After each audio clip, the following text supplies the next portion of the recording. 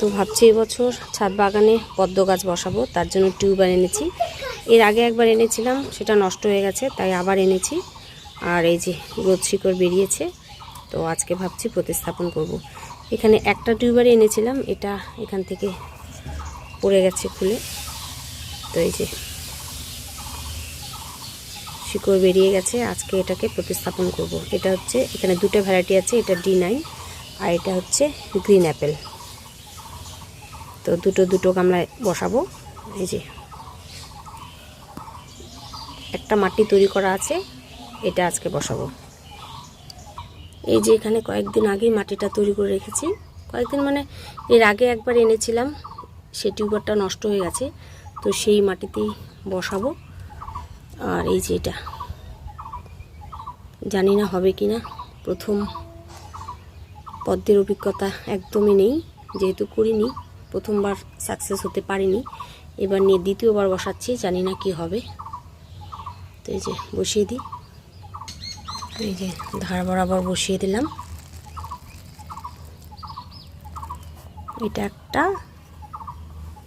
এটা একই ভ্যারাইটি, যেহেতু এটাকে এই সাইডে বসালাম।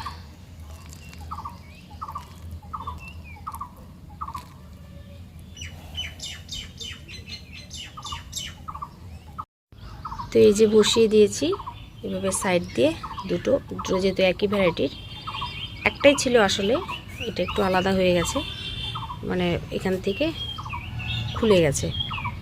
তো এবার আমি জল দিয়ে দেব, আস্তে আস্তে জল দিয়ে দেব।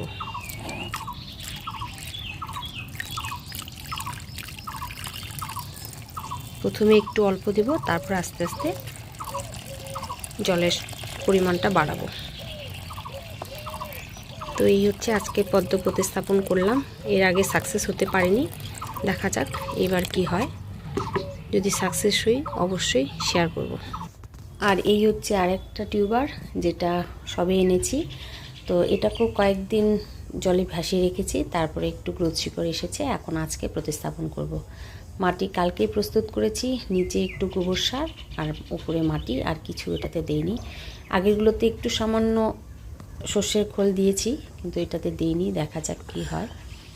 তো এই যে বসিয়ে দিলাম উপরে, মাটিটা বেশ নরম হয়ে গেছে যেহেতু কালকেই ভেজানো। আর উপরে হালকা একটু চেপে বসিয়ে দিলাম। আজকে একটু সামান্য জল দিব, ধীরে ধীরে জলের পরিমাণ বাড়াবো।